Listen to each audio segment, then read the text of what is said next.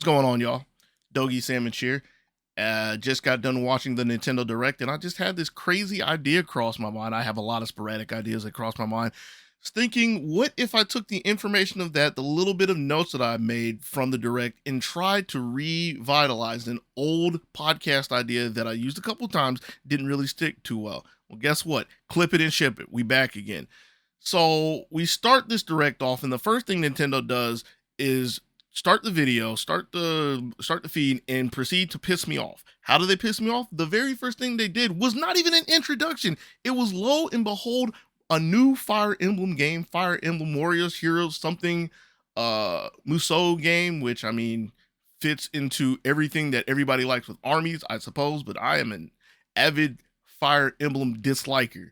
So it was something that made me roll my eyes very heavily out the gate. And the thing that crossed my mind was, it would be a complete slap in my face if they followed this up with any talk of that jank-looking Advance Wars reboot right afterwards. And after they did the introduction, what did they do afterwards?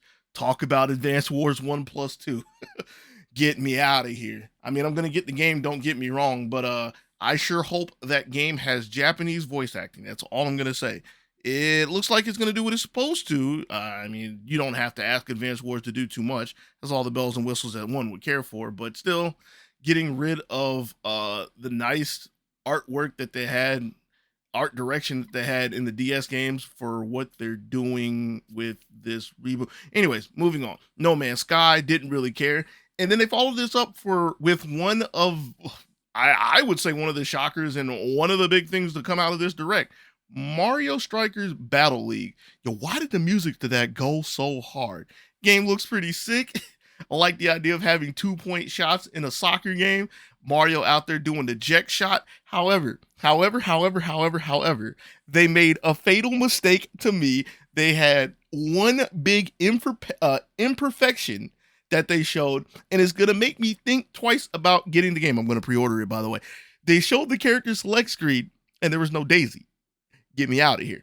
Moving on, Splatoon 3. I mean, I'm going to try it. Didn't really care about Salmon War, Salmon Run. Everything's a war over here. Salmon Run. More co-op stuff. No, I just want to play like the actual Splatoon. Front Mission first. Front Mission remake. I was not thinking about a Front Mission remake at all. That was a pretty big surprise to see across the screen, and that was actually a pretty cool thing going to be coming shortly. And then they turned around and said, oh, by the way, we're going to have 2 coming as well. So it'll be possible for me to own some variation of all the front missions. Don't mind if I do. Afterwards, Disney Speedstorm, I immediately ask why they would think this is a good idea, even if it's a cross-platform game or a multi-platform game, which they said multi-platform by the fact that it's cross-platform. But the thing that makes the game accessible is they said it was free to play. And I was like, I might tease the idea. Next 2 games made me laugh. They had more remakes or ports of Star Wars Force Unleashed and Assassin's Creed Ezio Collection. I don't care about either one of those games or either one of those series, but I thought it was really funny that they had the Star Killer game, they had the Ezio game. I was like, so you guys are going to turn around and have the Soul Calibur collection, right? All right. SD Gundam Battle Alliance, it's not Extreme versus Gundam, don't care. Chrono Cross the Radical Dreamers Edition. It's another surprise. I mean, Nintendo's making all these remasters and ports and everything. That's what everybody's doing. Let's remake the old games and get people's money again. It's a pretty good strategy for video games. Kind of interested in it. I think I have the original Chrono Cross and never played it, bought it years after, but I might be looking into this one again. Talked about Kirby in the Forgotten Land. Again, they didn't really need to say much about it. Like, the game looked sick the first time they talked about it. Have a little note here that I was pretty disappointed that they showed some mechanics of the game. And this is a personal gripe, actually, because there are some things that they showed, and I was like, man, if they would have just let me walk into this, it would have been amazing. But you know how companies are, how society is, everything has to be on social media, and you have to know like 75% of the game before it's even finished. Anyways, MLB The Show 2022, yeah, sure. Kingdom Hearts, like all the Kingdom Hearts, yeah, whatever. Klonoa Fantasy Riviera? I don't know if I wrote this down right. Klonoa Remake 1 and 2, that was left field. Never played Klonoa games, never really had an interest. I have nothing against them. There was just nothing that blipped on my radar. I know the name, and to see it back on the Switch, it's like, okay, that's a surprise. Portal 1 and 2, yeah, sure, whatever. I think I have them both. Haven't played them yet. I mean, I respect Portal, don't get me wrong, don't care. Live Alive. Now, this was the big shocker to me, because when they started showing the trailer to this, I thought it was going to be them talking about Octopath Travel, and it's like, I could care less. And then they were like, yo, there's this game that was never released outside of Japan. Looks like an RPG. I think they did say it was an RPG, but basically it looks like 13 Sentinels, but it's probably fun to play. I could really say Vanillaware, but I had to take that shot real quick. Blah blah. That game looks pretty sick. That's high on my radar. And then they were like, yo, by the way, you know, we kept saying we're bringing back these old games, old ideas. How about we make an update with Switch Sports? And I was like, yo, college kids gonna be going wild with this. Bro, they got ranked net play bowling. Get at me. Thought it was kind of weird that they were trying to make big emphasis on soccer and golf. I guess soccer kind of works when I think about it and everything they're gonna try to implement, but the golf, I'm like, y'all have Mario Golf. Nah. Taiko no Tatsujin.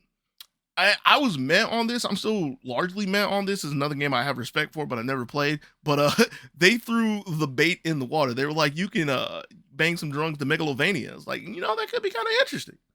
Might check it out. It also depends on what they have in the DLC, since they say they're gonna have like 80 songs, 78 in the beginning, and then 500 for DLC. It sounds kind of cool. Before I jump on, this note, they did stand out to me. Big thing for rhythm games that I think is really cool. Having the feature to practice specific sections. I think that's kind of cool. After that, triangle strategy. No, I'm gonna get the game. Looks like the next big tactical RPG, whatever you want to call that genre. I still wish it was just strategy RPG, but whatever, you know what I'm talking about. Cuphead DLC, don't care.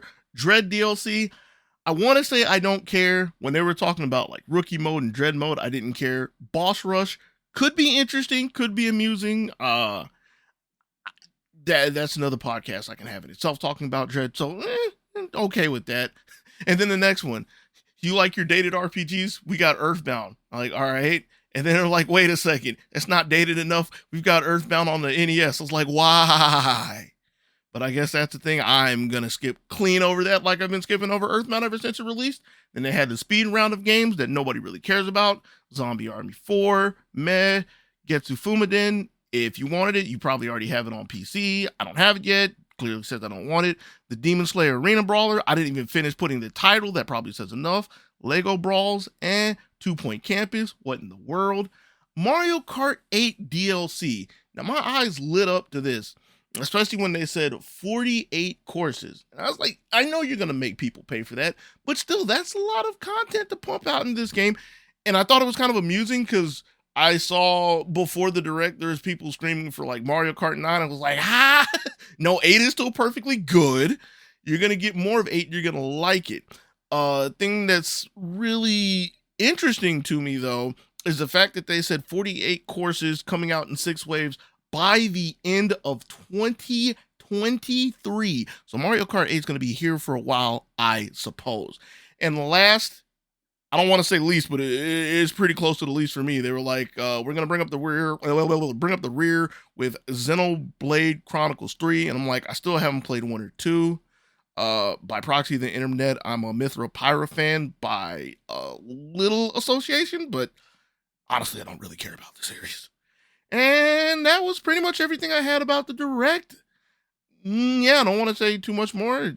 Think I'm going to just clip it, ship it, call it a day. We out of here. Peace.